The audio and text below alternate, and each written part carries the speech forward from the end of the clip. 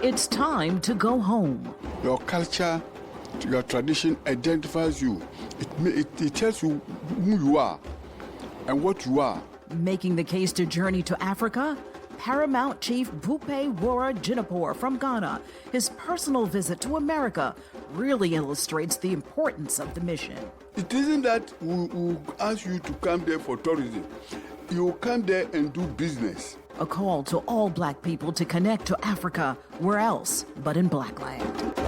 With the vision of Adam. African royalty is entering. His Royal Majesty Bupe Jinapor II. He is the paramount chief of the Bupe traditional area in Ghana and vice president of the National House of Chiefs.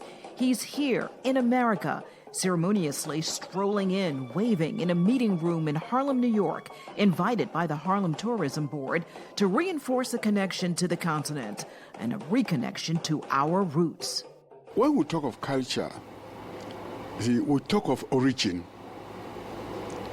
It identifies you. Paramount Chief Jinapor spoke with me about the loss felt in the soil of those taken to a foreign land and how he sees in America our constant fight for justice and inclusion. But in Africa, there is the open arms of opportunity. The change is coming. The change is coming. The royal chief says time for change for Africa and for us. He invites us home during the upcoming Oneness Festival set to take place in Ghana this December. It isn't that we ask you to come there for tourism. You come there and do business. You come there and establish businesses. You come there and stay. It's just a welcoming, kind of, you can leave your door open type of vibe. Not that you want to do that, but it's just a vibe, it's a frequency, it's a love. And when they see us as Black Americans coming, many of them welcome us, home because they know what we went through for centuries in America. Chief Martin Glenn is now just visiting America, his former home. He moved to Ghana where he was made a chief. Sonna is my chieftaincy name because I was skinned as a chief in northern Ghana. Sonna. Is that normal for people from America to go to Ghana and become a chief? It's actually not normal. So to be a chief is to accept responsibility to develop or do something for the community. So when I originally came, we were teaching entrepreneurship with the plans of creating a trade school to teach financial literacy and to help develop the community in various different ways. So with that, I was skinned as a chief for accepting that responsibility. What's the experience been like? I know you mentioned that you and your family moved from America to Ghana. What's that been like? It's very inviting. Ghana is a country that welcomes you.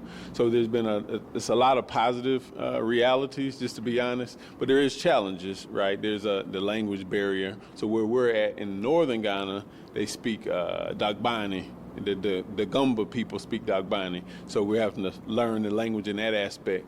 But other than that, it's peaceful in Ghana. It's very peaceful. People are very loving, and you feel free. Feel free? What do you mean?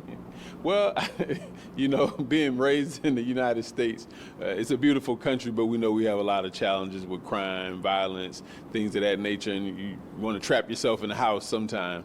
Even my children were homeschooled, so there it's just a more free. You don't see the crime, you don't see a lot of the negatives that we have in the United States. But a lot of them look up to us because they see us as Black people that we survived slavery. We made it through the civil rights movement. We made it through such turbulent times, and now we're thriving. The average income for even somebody that's middle class in the United States, you can live very well in a country like Ghana. You hear today, especially under this current administration, a lot of African Americans talking about leaving the country and possibly returning home to Africa. Right. Is that something that you're seeing? Are you seeing an increase in people applying or at least trying to move to Africa, to Ghana? Yeah, we definitely are seeing an increase in that. And, the reality is it is our ancestral homeland. And so us being connected with the chiefs, like Chief Bupe Jinapor II that came here to Harlem, they control land, right? And they are opening the doors and opening arms to us that was scattered abroad. So yeah, there's a lot of Black Americans that are starting to inquire. I even have family members that out of the blue saying, "Oh, you might be on to something. We might have to move one day." It's a reality, and it's something that's always been there. And unfortunately, sometimes it takes, chaotic, turbulent times to open our eyes. But that's why we're here. That's why we have this festival. And we have something called the Ancestral Homes Project, which is a project that's building homes for us to come and live on the continent and be a part of the community and to help develop the community and to invest. The Ancestral Homes Project ready for African Americans to return. So what we've done, and by me being a chief in northern Ghana, my paramount chief has opened the door and he's granted land to bring the brothers home. As he said, go bring the brothers home, and the land is set aside for us to build and to develop. This misconception going on that we don't like each other or this and all that. And we created this. It is important for us to experience each other. Even in Africa, the honest truth is we are not visible to each other in Africa. And Africa is way bigger than all the continents on earth, even combined together.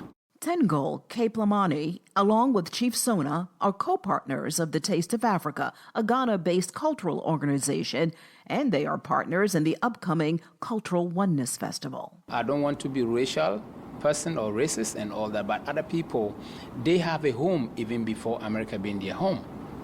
And they have somewhere they can. That is why you label yourself African Americans. You are Africans living in America. For those who experience going to Ghana, they talk about the welcome, the naming ceremonies, and visits to the palace to stand before African queens and kings. Many Black Americans get very emotional being on African soil the minute their plane touches the ground. Rashid Bahati tells me he is now doing his business in Africa. The founder of the Bahati Foundation, he sees opportunities in the creative industries, film, fashion, television, movies, and especially African music. Just recently, the Grammys here in the States have now started recognizing what they call Afrobeats, music coming out of Africa. And now it's on the world stage and being recognized as a category within the Grammys now. Do you see Ghana in Africa in general as a great investment for African Americans?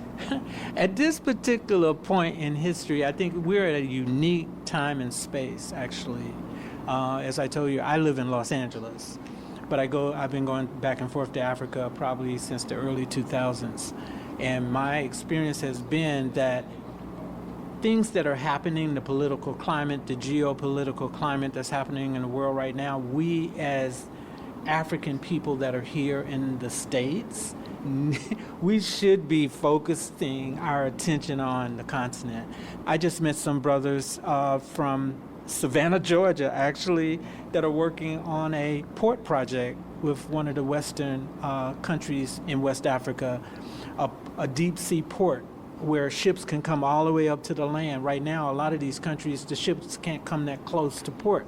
They have to be out, and then little barges go out to the ship and bring whatever in. But they're building a deep sea port in one of the West African countries. It's going to be one of the first.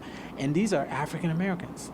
So that's what I'm saying, the opportunity, and this is a gateway project. It will open up the opportunities for AI, for transportation, you name it, will come out of things like that. So there's a lot of opportunities.